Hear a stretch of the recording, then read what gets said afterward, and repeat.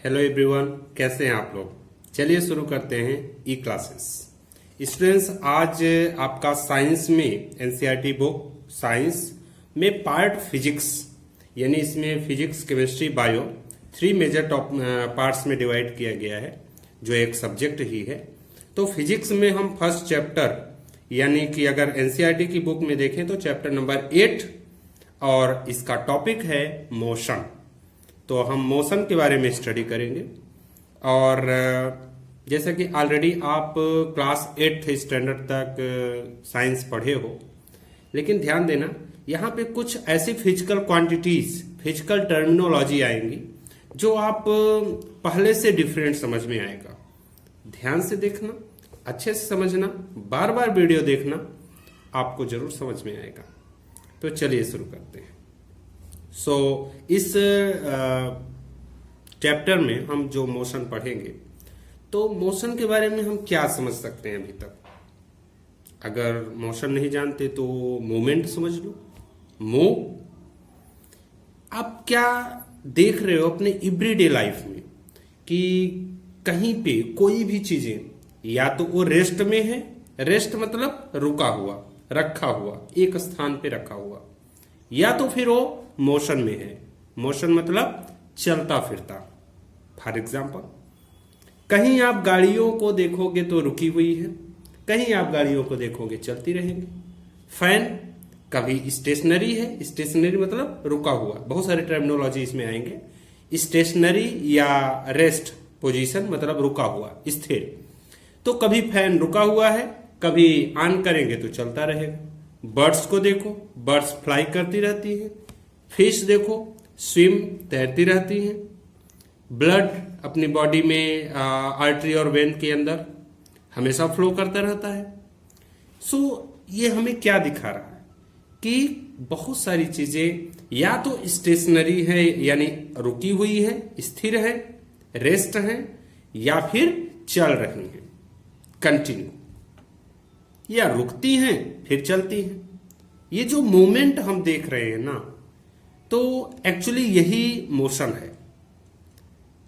किसी एक निश्चित समय में अगर कोई भी बॉडी, यहां पे हम बॉडी का मतलब कि वो जीवित, निर्जीव सबसे लेते हैं, तो कोई भी बॉडी अगर एक निश्चित समय में स्पेस बदल देती है, अपने जिस पोजीशन पे है स्पेस बदल देती है, तो उसको हम बोलते हैं मोशन।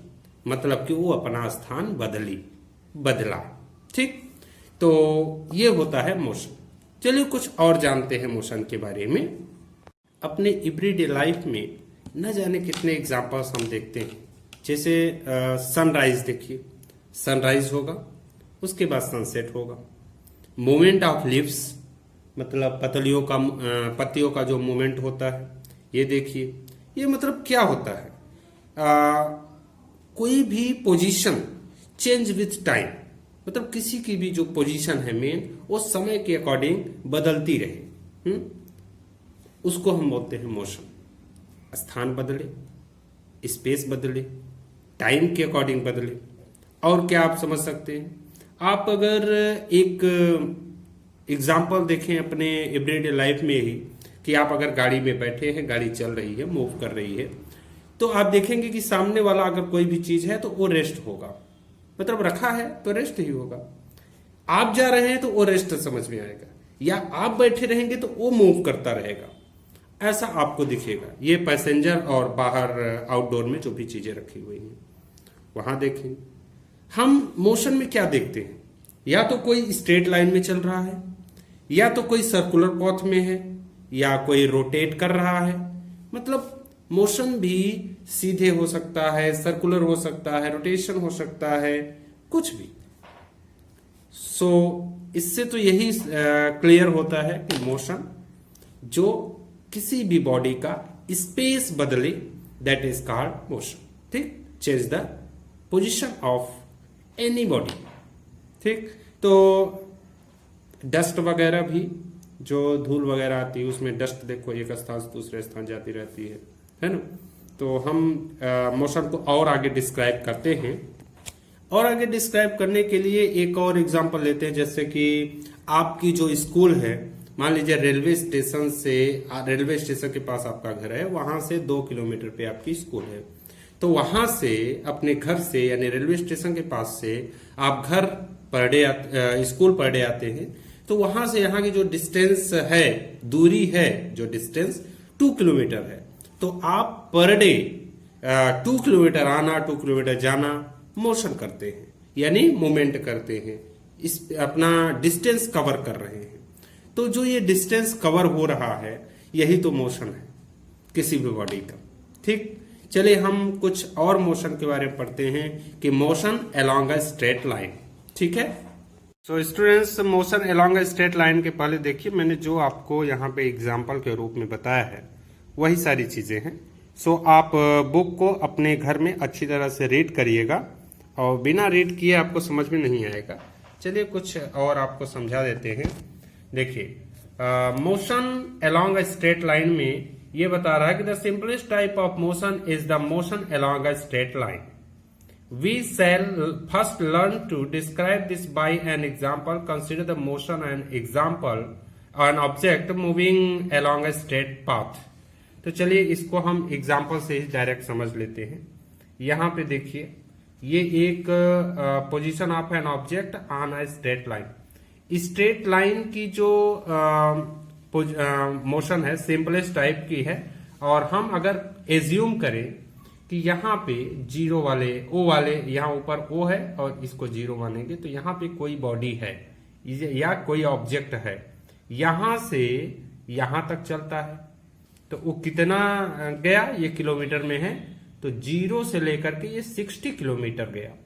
लेकिन अगर वो यहां से पुनः रिटर्न होकर के आ गया बी पर, तो कितना जाएगा, ये जीरो से लेके 60 किलोमीटर प्लस 5 का डिस्टेंस है, हाँ, तो 5 10 5 15 20 25, तो ये 60 प्लस 25 यानी 85 किलोमीटर वो चला। चलिए हम इसको और अच्छे से समझते हैं। सो स्टूडेंट्स, मैं आपको डिस्टेंस और डिस्प्लेसमेंट के बारे में बताना चाहता हूं। तो डिस्टेंस पहले समझ लेते हैं, फिर डिस्प्लेसमेंट समझते हैं। देखिए यहाँ पे कोई ऑब्जेक्ट है जीरो पे, तो जीरो पे जब कोई ऑब्जेक्ट है और अगर जीरो से लेकर के 60 तक गया, सो यहाँ पे ये किलोमीटर में है, तो जीरो से लेकर 60 तक गया और 60 से फिर लेकर के बी तक आ गया, यानी ए तक जाने के बाद फिर बी आ गया।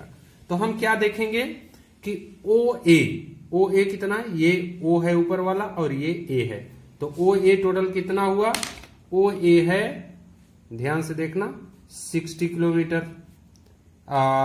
प्लस फिर 60 किलोमीटर से बी पर आया, यहां से यहां तक की डिस्टेंस जो है वो है 25 किलोमीटर। सो अगर हम इन दोनों को काउंट करें, ऐड करें, तो ये होता है 85 किलोमीटर। सो आप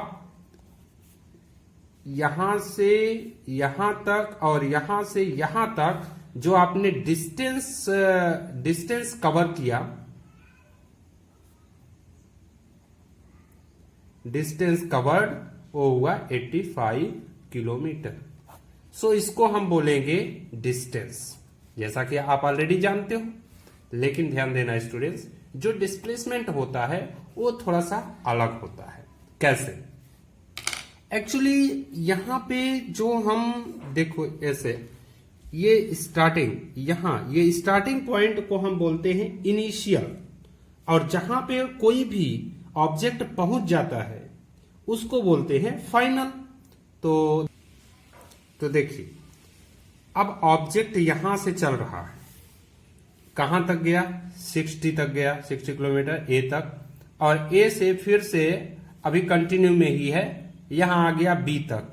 तो जो ऑब्जेक्ट यहां से चला वो बी आया, तो फाइनल पोजीशन क्या हुई, फाइनल पोजीशन जो हुई उस ऑब्जेक्ट की वो हुई 35।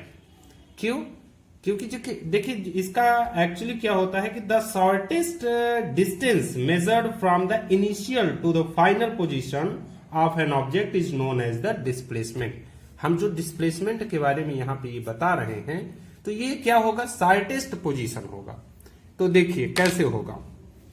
एक्चुअली जो ये हमने कवर किया था इसमें क्या होगा कि ये जो 85 आया है तो ये 85 नहीं आएगा, टोटल यहां से यहां तक सिर्फ 35 किलोमीटर है। तो कवर तो किया ये कितना, 60 plus 25 is equal to 85, but जो इसका इनिशियल पोजीशन है और फाइनल पोजीशन है दोनों के बीच का जो डिस्टेंस, शॉर्टेस्ट डिस्टेंस होता है वो डिस्प्लेसमेंट होता है। तो 0 से लेके यहां तक ओनली 35 किलोमीटर है। तो हम जो डिस्प्लेसमेंट बोलेंगे, डिस्प्लेसमेंट वो होगा, डिस्प्लेसमेंट सिर्फ 35 किलोमीटर होगा। तो इसका सीधे सीधे मीन्स ये हुआ कि शॉर्टेस्ट जो डिस्टेंस होती है स्टूडेंट्स वही डिस्प्लेसमेंट होती है। चलिए हम एक बार फिर से बुक को देखते हैं। यहां पे देखिए, the total path length covered by an object O A plus A C, मतलब कि यहां O से लेकर के A तक प्लस A से लेके C आ गया अगर, तो O A से A C तक अगर आता है तो 60 किलोमीटर प्लस 35 किलोमीटर, इधर से आएंगे तो C में 35 किलोमीटर होगा, टोटल 95 किलोमीटर होगा। This is the distance covered by the object. तो ये क्या हुआ, ये डिस्टेंस हुआ जो कि किसी ऑब्जेक्ट के द्वारा कवर किया गया। To describe distance we need to specify only the numerical value. अगर हम किसी डिस्टेंस को डिस्क्राइब कर रहे हैं तो सिर्फ न्यूमेरिकल वैल्यू यानी नंबर्स हमें बताने होते हैं, ठीक है, numerical value, and not the direction of motion. Motion की कोई डायरेक्शन बताने की जरूरत नहीं होती। There are certain quantities which are describe by specify only their numerical value. और भी बहुत सारे क्वांटिटीज हैं, मतलब ऐसे टर्मिनोलॉजी हैं जिसको हम सिर्फ न्यूमेरिकल वैल्यू से ही बता सकते हैं। तो वो जो दूसरा न्यूमेरिकल वैल्यू होता है, the numerical value of a physical quantity is its magnitude. तो उस वर्ड को हम बोलते हैं मैग्नीट्यूड, यानी किसी चीज का न्यूमेरिकल वैल्यू अगर हमें बताना है तो वो मैग्नीट्यूड कह के बोल सकते हैं। From this example can you find out the distance of the final position C of the object from the initial position. मतलब कोई भी ऑब्जेक्ट अगर वो O से चला और इस तरह से पूरा A तक गया और A से पुनः रिटर्न होते होते C तक आ गया, तो इसकी जो ये वाली पोजीशन हुई वो क्या हुई, फाइनल पोजीशन, और जहां से चला वो हुई क्या, इनिशियल पोजीशन। तो इनिशियल पोजीशन से फाइनल पोजीशन के बीच जितनी डिस्टेंस होगी वो क्या होती है, देखिए, this difference will give you the numerical value of the displacement. क्या समझ में आया कि जब इनिशियल पोजीशन यानी जहां से कोई ऑब्जेक्ट चला और चलते चलते चाहे जितना डिस्टेंस कवर करे उससे कोई मतलब नहीं है यहां डिस्प्लेसमेंट से। डिस्प्लेसमेंट वही होगा कि जो फाइनल पोजीशन इसकी आई, यानी जहां पे वो लास्ट में आके रुका वहां से जहां से चला था दोनों को ऐड कर लिया जाएगा, दोनों की शॉर्टेस्ट डिस्टेंस पता कर लिया जाएगा। देखो, of the object from O to C through A, the shortest distance measured from the initial to the final position of an object is known as the displacement. So यहाँ displacement बताने के लिए ही हम आपको ये बताए थे कि भले ही इनिशियल पोजीशन ये है और यहां तक आया, यहां से यहां, देखो एक्चुअली क्या हुआ कि जो हमारा डिस्टेंस कवर हुआ वो 0 से लेके 60 से लेके यहाँ 25, यानी इधर से ऐड करेंगे 35, तो टोटल तो हुआ ये 60 प्लस 35 इक्वल टू 95, लेकिन 95 किलोमीटर, लेकिन ये डिस्टेंस हुआ। अगर हम डिस्प्लेसमेंट की बात करेंगे तो डिस्प्लेसमेंट हमारा इनिशियल से फाइनल के बीच का ओनली 25 किलोमीटर हुआ। और यही हम बताने की कोशिश कर रहे हैं कि the shortest distance measured from the initial to the final position of an object is known as the displacement. Can the magnitude of the displacement be equal to the distance travelled by an object. ये question पूछ रहा है कि क्या magnitude of the displacement equal हो सकता है distance के. Consider the example given in for motion of the object. चलिए हम यहां पे ही देख लेते हैं. देखिए क्या है कि मान लीजिए कि आप यहां इनिशियल पोजीशन यानी जहां से कोई ऑब्जेक्ट चल रहा है, तो 0 से वो चला ऑब्जेक्ट और ऐसे जाते जाते जाते जाते ए तक गया यानी 80 किलोमीटर, और फिर से ये यहां से फिर से रिटर्न हो आया और रिटर्न हुआ करके सिर्फ यहीं पे आ गया. तो यानी इनिशियल जहां से वो ऑब्जेक्ट चला वहीं पे ऑब्जेक्ट आ करके रुक गया, तो उसकी फाइनल पोजीशन भी मतलब फाइनल पोजीशन भी उसकी वही हुई. तो देखिए कि ये क्वेश्चन कर रहा है क्या डिस्प्लेसमेंट 0 हो सकती है. तो यहां पे क्या है कि 0 से यानी O से चला और भले ही वो 80 किलोमीटर तक चला, लेकिन पुनः आकर के फिर से फाइनल पोजीशन उसका यहीं पे हुआ. तो कितनी भी डिस्टेंस कवर कर ले, डिस्टेंस तो देखो यहाँ पे हो जाएगी 80 और फिर से इतना आया प्लस 80 इक्वल टू 160 किलोमीटर. लेकिन अगर हम डिस्प्लेसमेंट की बात करें तो यहां पे 0 हो जाती है, क्योंकि यहां पे हम इनिशियल माइनस फाइनल करते हैं, या इसको ऐसे ना करके ऐसे final position minus initial position. ठीक, तो ध्यान देना स्टूडेंट्स. फाइनल पोजीशन क्या थी? फाइनल पोजीशन यहां से चली वहां तक, वहां से चली यहां आ गई तो 0. फाइनल पोजीशन 0 और इनिशियल पोजीशन 0 से ही चली, तो 0 माइनस 0 इज इक्वल टू 0. सो हम ये कह सकते हैं कि डिस्प्लेसमेंट 0 हो सकती है. यहां पे ये क्या कह रहे हैं कि we will notice that the magnitude of the displacement for a course of motion may be 0, but the corresponding distance covered is not 0. Distance कभी भी 0 नहीं होती, लेकिन displacement 0 हो सकती है. If we consider the object to travel back to O, the final position coincide with the initial position and therefore the displacement is 0. तो यहां पे क्या समझ में आया कि देखो two different physical quantities, the distance and the displacement, are used to describe the overall motion of an object and to locate its final position with reference to its initial position at a given time. So हम यहाँ पे ये जाने कि जितना distance हम cover करेंगे वो डिस्टेंस होगा.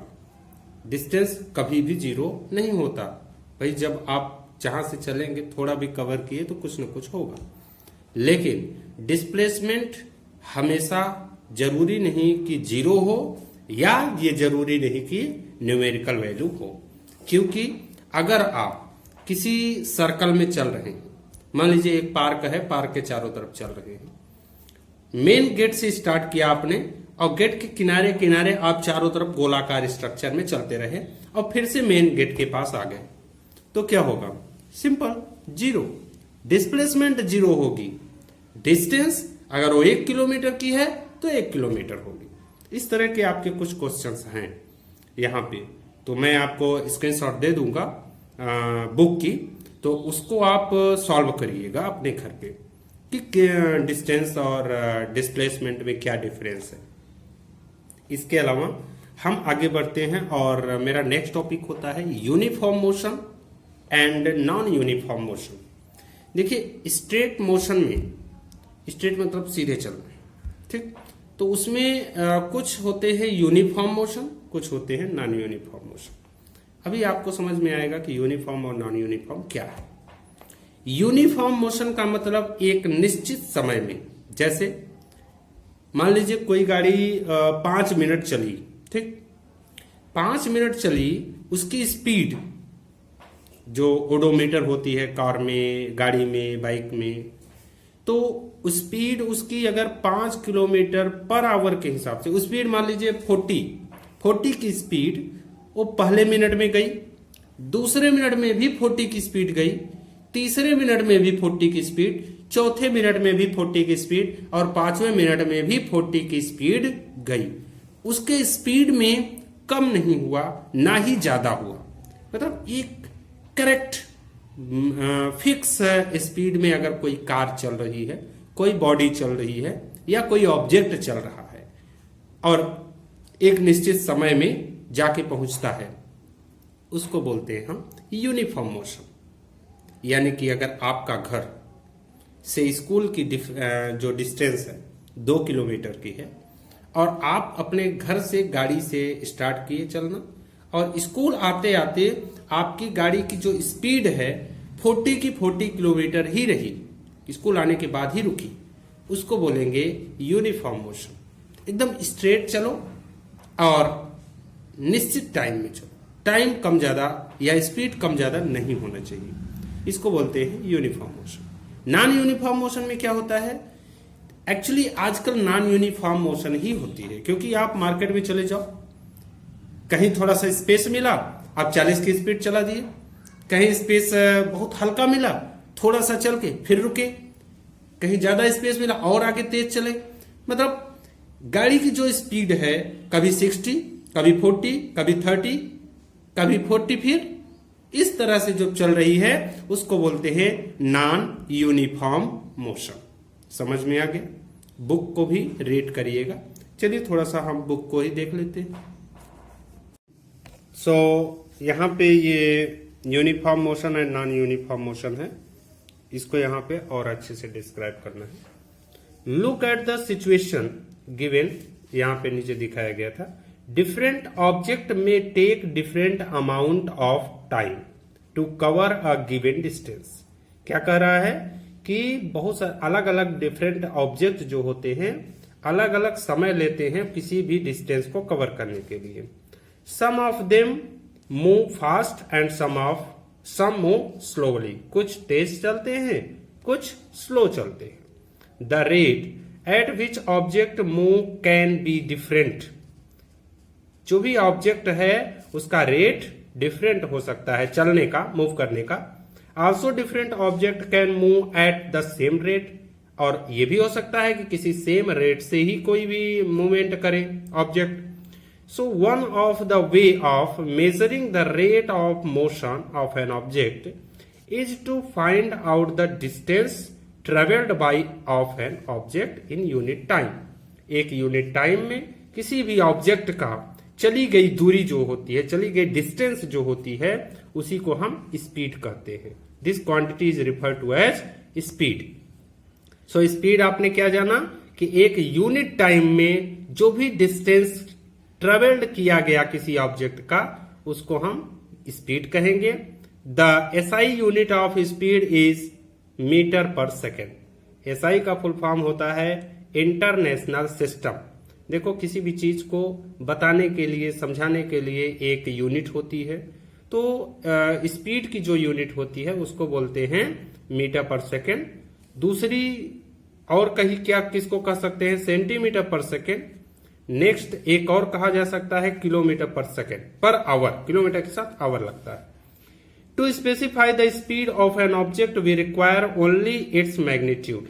मतलब अगर हम किसी स्पीड को बताना है तो हमें किसी डायरेक्शन की जरूरत नहीं होती, सिर्फ हमें मैग्नीट्यूड, यानी मैग्नीट्यूड का मतलब न्यूमेरिकल वैल्यू, कितने की स्पीड चल रही है, बस वही बताना है। The speed of an object need not be constant. किसी की स्पीड कांस्टेंट नहीं हो सकती, कभी धीमे तो कभी तेज।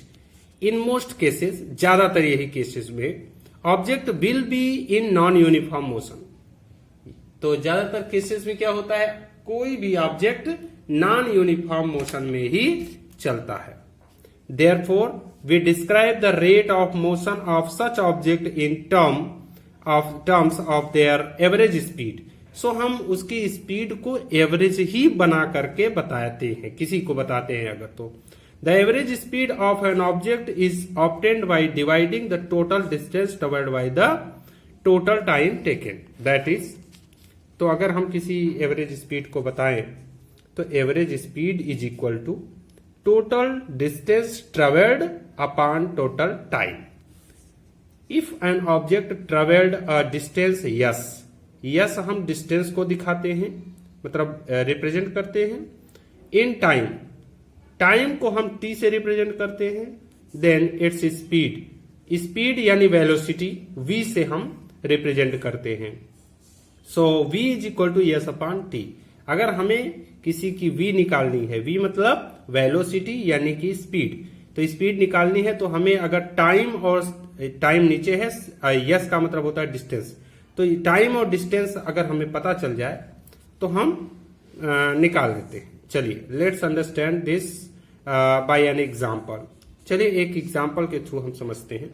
एग्जाम्पल यहां पे है, an object traveled 16 meter in 4 seconds and then another 16 meter in 2 seconds. What the average speed of an object? देखिए क्या हुआ, एक ऑब्जेक्ट है जो कि स्टार्टिंग के 4 सेकेंड वो 16 मीटर के हिसाब से चला, और 16 मीटर वो 4 सेकेंड में गया, और दूसरा अगले 16 मीटर सिर्फ वो 2 सेकेंड में कवर कर लिया। तो टोटल कितनी डिस्टेंस ट्रेवल किया, 16 plus 16 is equal to 32। Time कितना लगा, 4 सेकेंड पहली बार, 2 सेकेंड दूसरी बार, तो 4 और 2 6, यानी 6 सेकेंड में 32 मीटर वो चला। अब इसकी अगर हम एवरेज स्पीड निकालें तो average speed is equal to क्या आता है, total distance travelled upon total time taken. Distance कितना ट्रेवल किया गया है, 32 मीटर। टाइम कितना लिया गया है, 6 सेकेंड्स। तो इसको अगर हम डिवाइड करेंगे तो 5.33 मीटर पर सेकेंड इसको बोलते हैं। सो मीटर पर सेकेंड जो स्पीड की यूनिट होती है, यहाँ पे मैंने आपको यूनिट बताया था, यूनिट ये है मीटर पर सेकेंड इसको बोलेंगे। लिखने के लिए भी हम लिख सकते हैं, चाहे इंग्लिश में लिख दें या सेंटीमीटर पर सेकेंड भी लिख सकते हैं, लेकिन उसको सेंटीमीटर के हिसाब से बताना पड़ेगा। तो मीटर पर सेकेंड उसकी यूनिट होती है। Therefore, the average speed of the object is 5.33 metre per second. ठीक है, सो ये होता है आपका स्पीड। सो आज मोशन का ये फर्स्ट टॉपिक था, फर्स्ट क्लास थी मेरी, और इसमें आई होप कि आपको कुछ समझा सका हूं। आप बुक को अच्छी तरह से रीड करिएगा, और बुक को रीड करने के बाद कुछ मैं एग्जांपल्स दे दूंगा या स्क्रीनशॉट दे दूंगा, तो उसको भी आप सॉल्व करिएगा। डिस्टेंस और डिस्प्लेसमेंट के बारे में अच्छी तरह से, डिस्टेंस और डिस्प्लेसमेंट के बारे में अच्छी तरह से आप फिर से समझिएगा। और इसके अलावा स्पीड मैंने जो बताया, स्पीड का फार्मूला माइंड में रखिएगा, स्पीड की यूनिट रखिएगा मीटर पर सेकेंड, और इसके अलावा कुछ क्वेश्चन सॉल्व करिएगा। ठीक है, अगला जो मेरा टॉपिक होगा इसी के आगे, स्पीड विथ डायरेक्शन, मतलब कोई भी स्पीड डायरेक्शन के अकॉर्डिंग कैसे चलती है। क्योंकि यहाँ पे मैंने मैग्नीट्यूड यानी स्पीड का सिर्फ मैग्नीट्यूड लिया, न्यूमेरिकल वैल्यू लिया। आगे चल करके हम क्या बताएंगे आपको, स्पीड के साथ डायरेक्शन। ठीक है, सो मेरे वीडियोस को आप लाइक करिए, शेयर करिए और सब्सक्राइब जरूर करिएगा। Thanks for watching.